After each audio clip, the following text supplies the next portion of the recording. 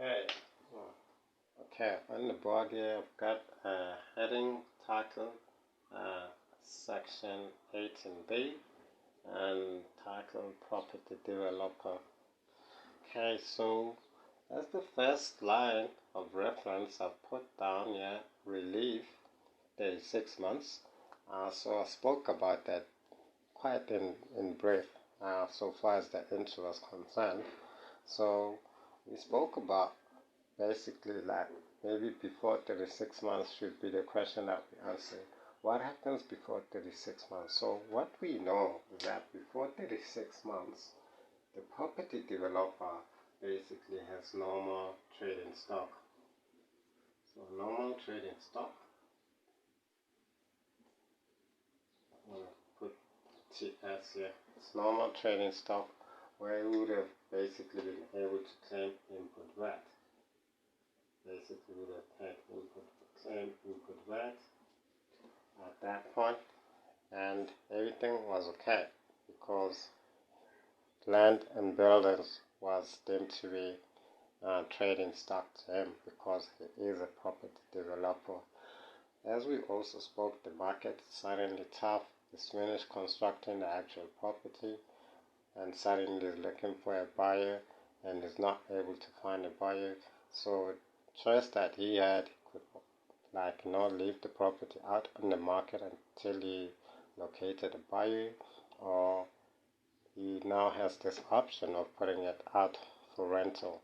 So now let's say he opts to actually take the rental part where he will likely rent it out until he locates a buyer. So the relief that he was given is this 36 months grace period because it does not have to effect a change in use VAT adjustment that would have likely been an output VAT which was payable over to SARS. So now they give him 36 months grace period in which he can basically in essence still be taken to be having trading stock for 36 months, even though he's in residential,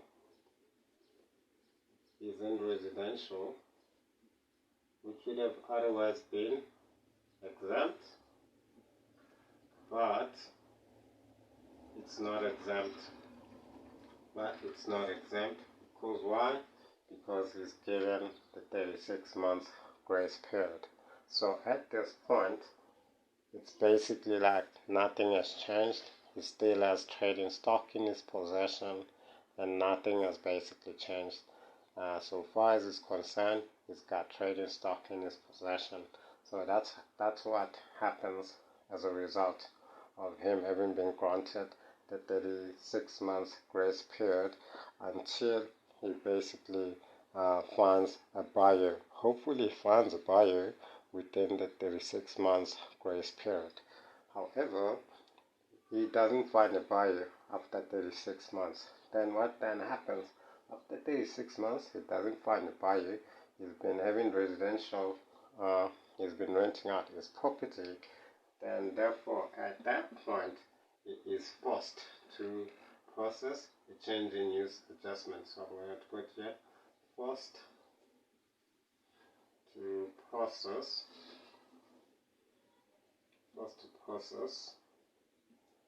change in use VAT adjustment,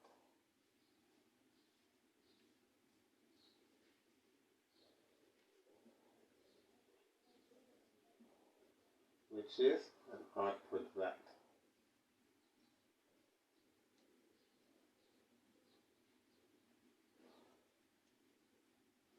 Which is output VAT that he now has to pay over to SARS.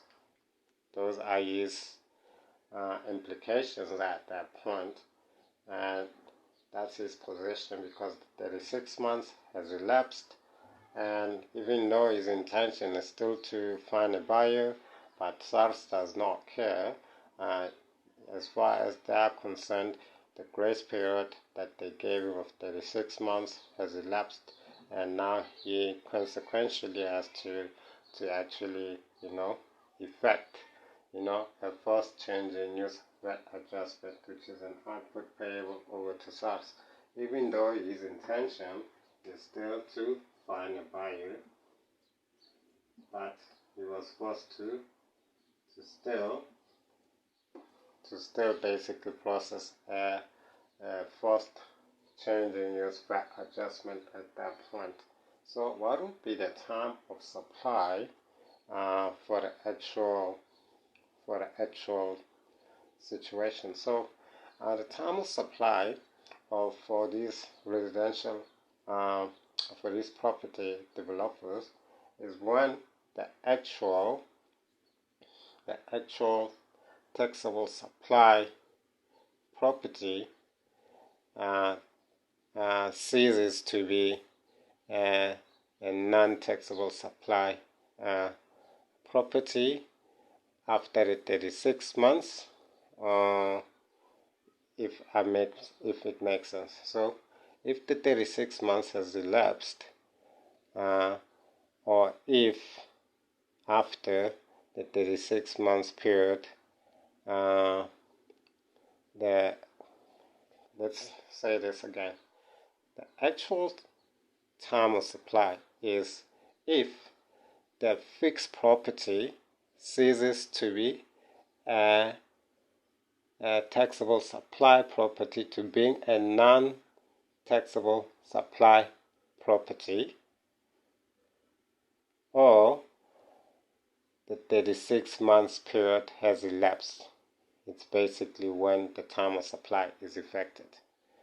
So basically, after 36 months,